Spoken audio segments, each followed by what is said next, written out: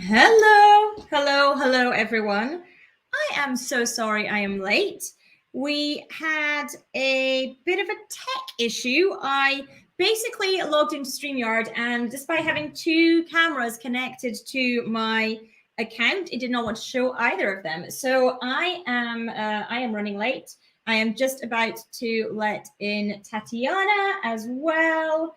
Here we go. Let's let in Tatiana. Tatiana, hello. How are Hi, you doing? everybody. We are live currently. We are late in getting live because I had this major tech issue where basically StreamYard did not want to recognize any of my. I have two cameras, didn't want to recognize either of them, so I had to restart my computer. But we are all good now, so here we are.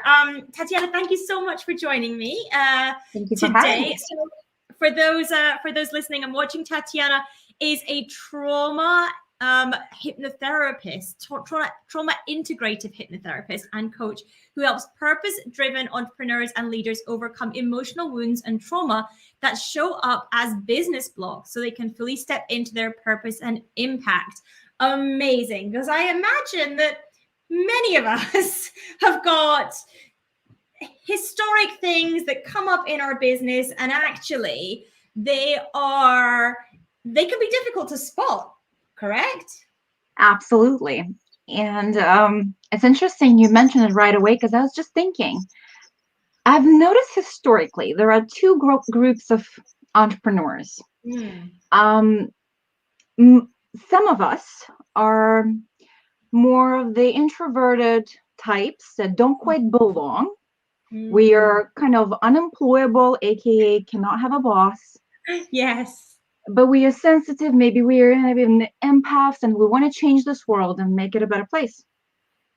And Mm. there is a problem with this because a lot of there are only actually about 1 or 2% of empaths, true empaths in the world. Mm. The rest of it is a consequence of trauma. Ah, All the wow. sensitivity, all the yeah, the sensitivity Mm. to stimuli, to energies being drained. So, Mm. as a trauma specialist, I started being aware that while making a difference is amazing and wanting to change the world, but that group of people, we or I happen to actually somehow be both. I'll go Mm. to the second one in a second. So we tend to overgive, lack boundaries, and put ourselves second, and that bigger mission serving the world first. Of And then there's course. a second group of the overachievers.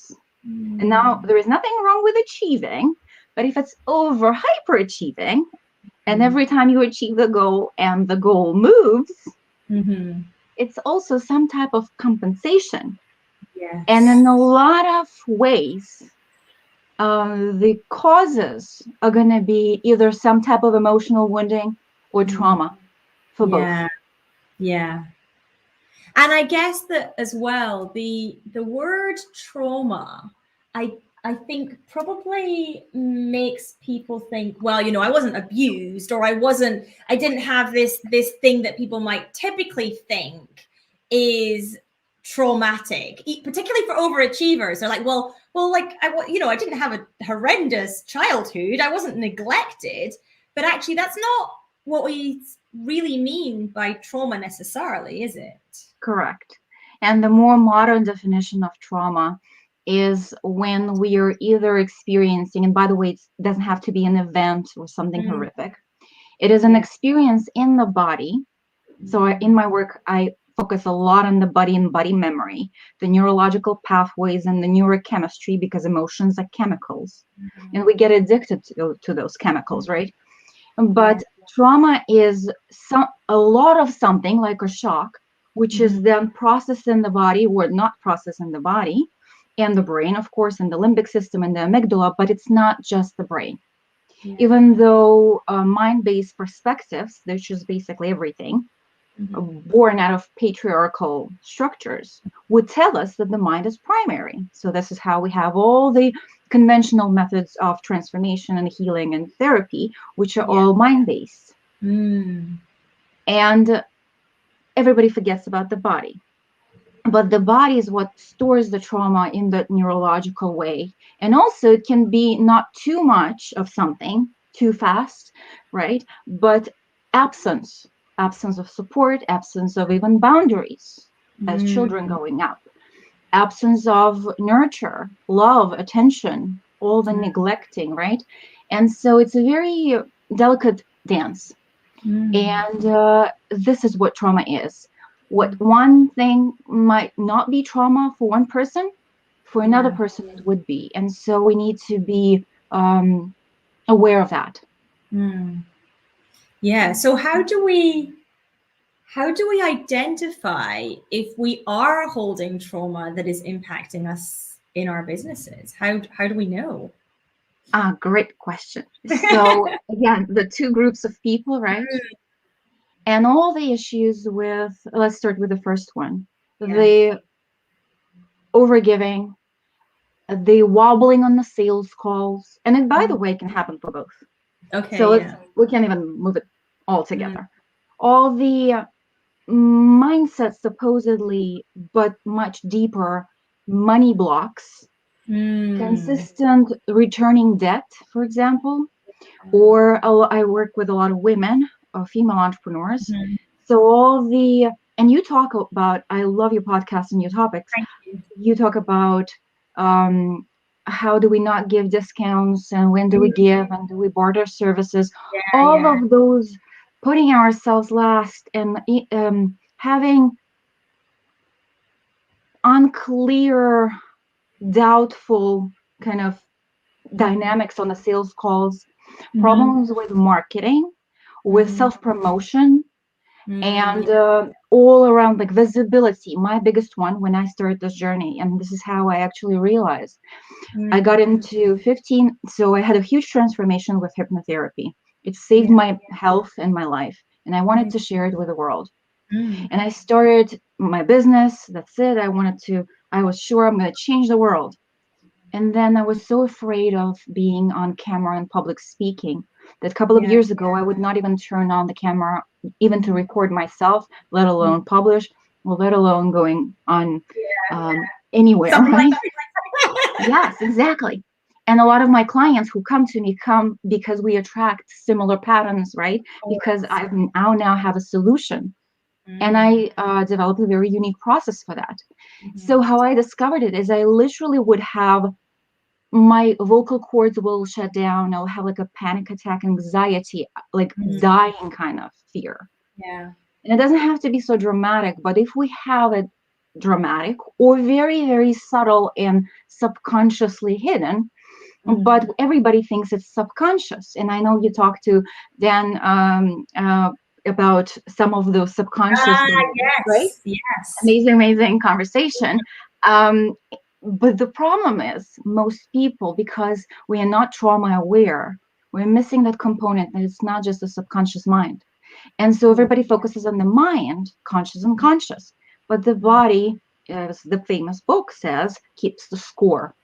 Yes. So the trauma literally comes up in the body. And so for you listeners, if there is this, if you notice that there are certain, like literally dying kind of feelings or avoidance, and avoidance making posts, avoidance going live, avoidance publishing a book that is already like half written, but now you know if you publish it, you will be visible and your story will be as well. And so Yeah. all the sabotage and literally feeling in the body that it's unsafe. So that chronic state of unsafety is what needs to be resolved. Yeah.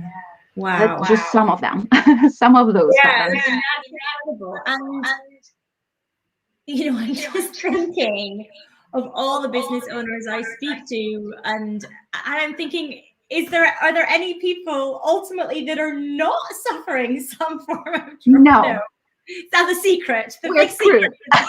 We all have some form of trauma that we are carrying around, and actually, in some way, that's impacting all of us. Yes. And I will demonstrate with something that's real subtle, if you don't mind. Yeah, of course. For those of us who were raised by families that were very different for example, if we were sensitive and the family was more academically inclined or sports inclined, and we did not belong and fit in. But as a child, to deserve love, we will belong and fit in to our own detriment. And so we disconnect from our divine natural soul blueprint to fit in and belong, suppress our emotions, suppress who we really are.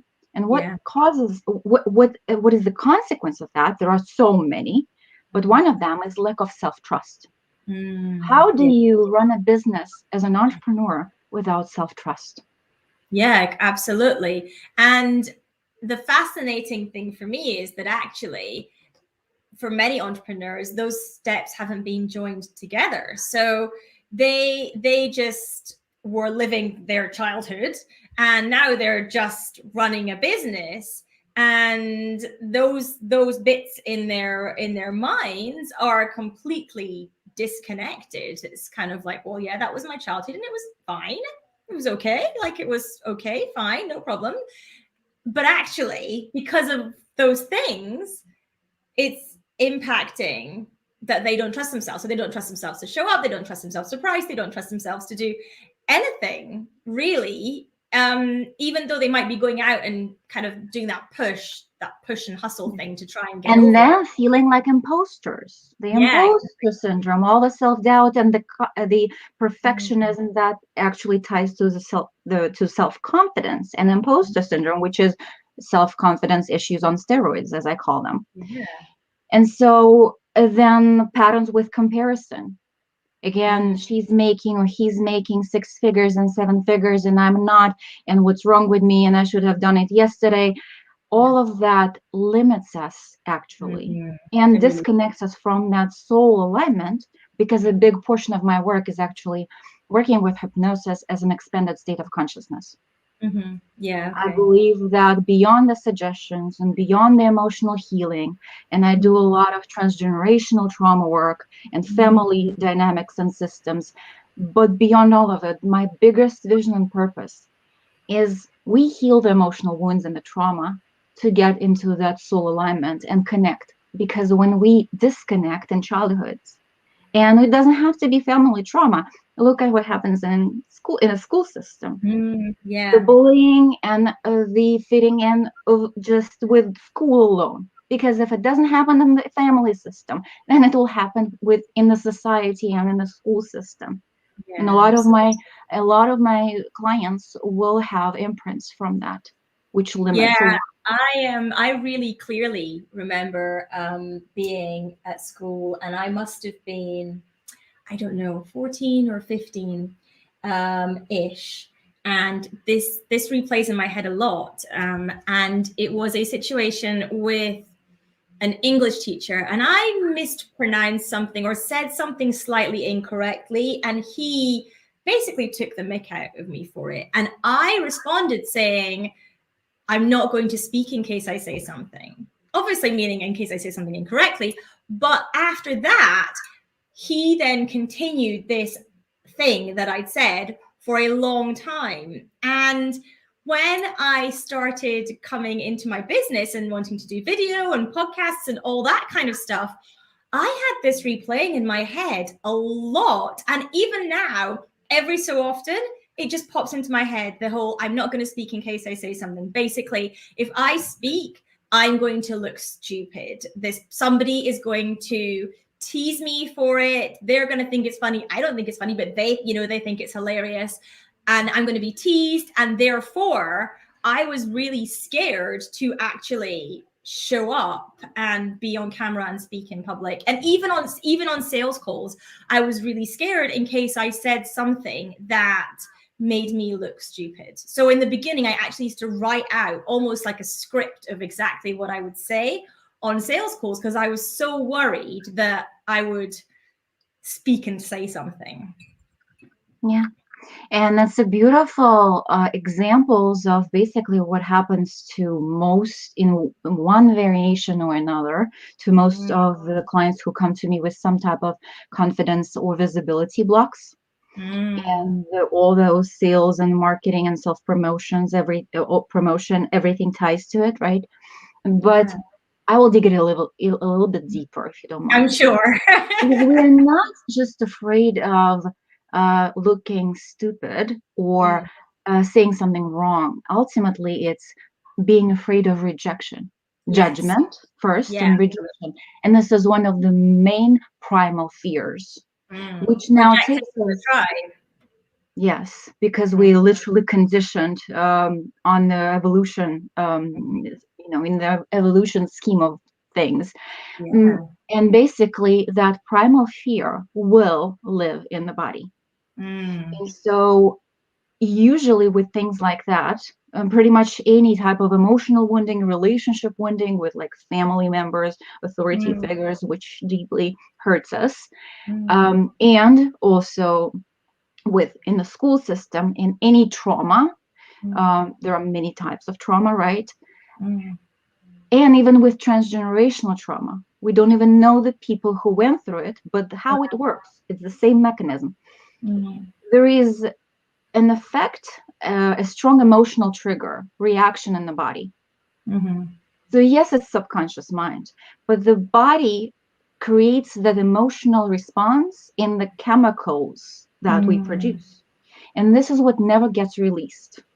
And in my own methodology, the reason I had to walk away from mindset work and even suggestive hypnosis and created my own modality, where I work on that body memory, is to release that emotional charge, which has never been processed, but it cannot be processed by talking, reasoning.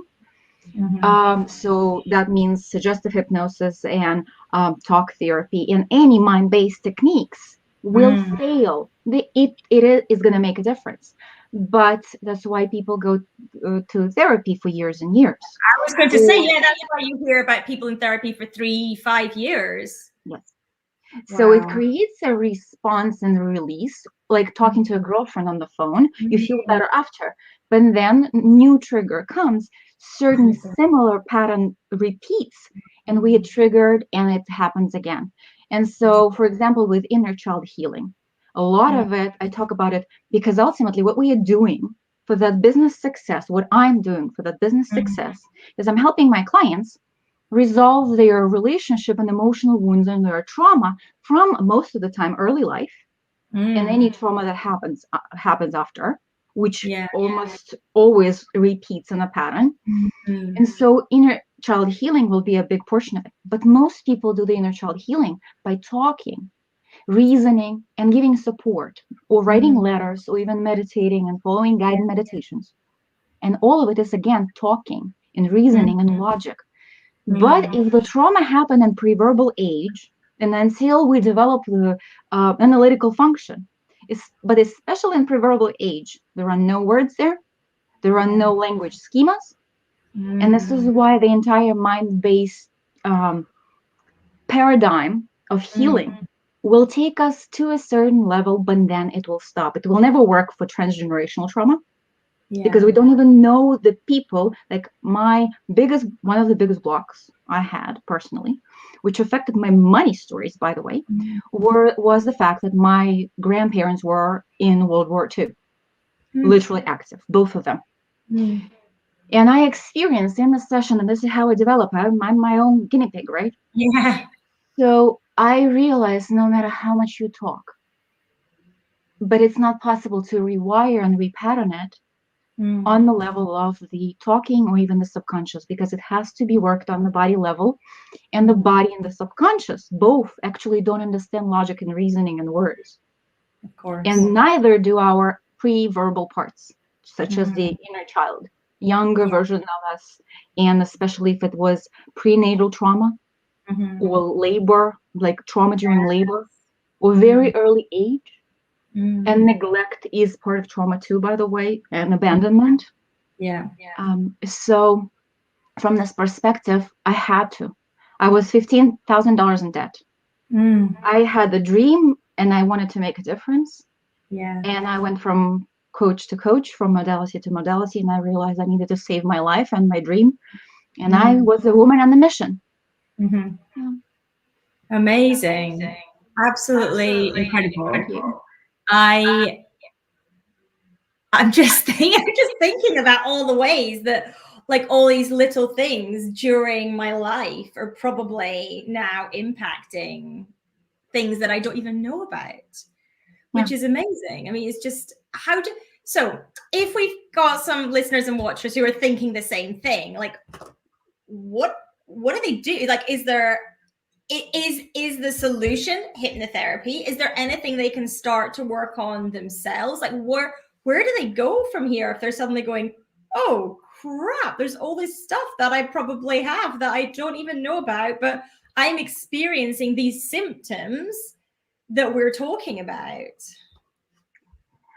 A great question, because that's what I had to figure out for myself. Because when I Yes. discovered hypnotherapy, I discovered actually the hypnotherapy that's the expanded, I do quantum hypnosis, and it's that work in the expanded state of consciousness. But the problem is spirituality and energy work and meditation is not equal to trauma work. I'll repeat it again. Spirituality and energy work and meditation is not the same as trauma work. So it still has to include the trauma work. And the reason I put everything I do and all the tools I've gathered for over maybe 12 years under the umbrella of hypnotherapy is because I might as well use that amazing tool that hypnotherapy is. Yeah. But we must include the work on the body and the neurocircuitry and the repatterning and the release to go all the way to the end, to actually exit the loop. And there is one more component. And again, all of this I had to incorporate, and it was my own discoveries. And then I later started watching and researching and studying trauma in the more conventional and non-conventional ways. But I had to discover it on my own, in my own life first. And then as I studied trauma, I realized a lot of people have come apparently to the same conclusion. So while they use different methods, and I can't speak about those methods. But the knowledge that trauma is stored in the body, that it has to be addressed, is pretty much available out there. However, again, we cannot be just releasing it by, let's say, somatic work. It has to include both. This is a key piece. On top of it all, it has to work on both of our brain hemispheres, because actually our fears are locked in the right hemisphere. And this is why logic and reasoning cannot, another reason why logic and reasoning cannot unlock it fully. Yeah. And so working in using a language which can be understood by both of the brain hemispheres in the subconscious mind and the body is the quickest way. And the results are real-time results. And the best way to check the results is when you encounter the same person, the same situation, the same pattern, but my clients call me, like my clients in the program, they have this special thing that they have access to me via voice messages, right? So they would leave me a voice message or write me an email and say, I don't know what happened, Tatiana, but it's exactly the same thing. Everything is the same. Nothing in my life changed. But I have no, as you say, Tatiana, I have no emotional charge. And this is the best litmus test of this work. Yes. Truly. Yes. And I guess for people listening as well, if you find yourselves in recurring situations where you do have an emotional charge every time it happens, that's also probably a good indication that there is an issue here. And because we have one life and we are one person, then that is going to impact our business in some way at the same time. Most of the time, in a pretty deep way. Yes. Because those inner psyche structures affect everything. I just made a post on my personal page and a couple of videos exactly on this inner child wounding and trauma in childhood or family trauma, and like a list of over 25 signs of how we can recognize it. Wow. And for women especially, we can add the collective trauma and the transgenerational trauma, all the cultural and all the suppression. So speaking up, being fully visible and fully making that impact, that difference, Yeah. And yes, the money, but so many people are afraid of success on their body level. The Yeah. trauma makes us be afraid of success. It's Mm. success is equal fear, death, rejection, Is that because we're and the sticking whole our head list. above the parapet, basically, and we're sticking ourselves above the tribe? Yeah. Yeah. Yeah. So here's a question for you. In terms of transgenerational trauma, how does that get into this person in this generation's body? Like, how does that actually happen? I mostly work with two mechanisms. Mm. So we can look at it from the perspective of behavior and role modeling. Mm-hmm. And Yeah, I yeah. work with such a concept that I developed. I call it life scenarios. We Mm-hmm. literally play out the unconscious life scenarios. It's like the messages that are sent down transgenerationally and Got all the you. behavior that is role modeled. So this is Mm-hmm. one of the examples. For Mm-hmm. example, if my grandma was in World War II and life is not safe and she almost died and all of that, how do you think she raised her children, right? Yes. That's the role modeling. Everything is scary. Mm, Life is dangerous, period. And yeah. therefore, business would be, and therefore, Yeah. money would be, and therefore, relationships would be, and Mm, men are not to be trusted, and yeah. so on and so forth. So, Mm, this is what I would like, what I use in my work on the life scenarios, life mm, scripts kind of role yeah. modeling side. But then there is a second mechanism that's the one where we take into consideration that emotional charge. So Mm, the our in our lineage, the people who went through trauma, and let's look at the in America or in Europe, the wars, the revolutions, the depressions, the financial crisis, and all of that, slavery. mm-hmm. The list goes on, and most importantly, one of the biggest imprints is sexual trauma. Sexual Mm, trauma affects us even if it's not our own trauma. And wow. how it works is when this trauma happens, or not exactly trauma, but again, emotional imprint, emotional wounds, strong emotional charge. Emotions affect our genes, they signal our genes, and that genome is passed down to us. Wow. And it's epigenetic imprinting and all of that lives within us. And unfortunately, not knowing the law does not make us exempt from the law. I've tried. If only. I've tried all my life. I went through so much trauma in my childhood, and I ran away at age 19 to America with $350 in my pocket. And Mm, I thought, yay, I ran away. I'm going to mm, start a brand new life. yeah. But I took myself with me. And a Yes. whole big, what I would call emotional baggage, which was literally emotional baggage. Mm, And when I started, and first it led to developing cancer at age 21. And this is wow. what brought me on this journey. So my journey originally started with that health, healing, searching, and Yeah. also medical injury.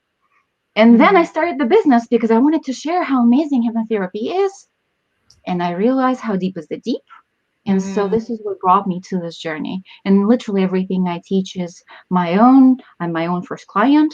And the clients I attract would normally have some of the patterns. And I only work with clients who I know I can mm-hmm. help. And I have the methodology to get them there. Yeah. Otherwise, it's not an integrity. Yeah, absolutely.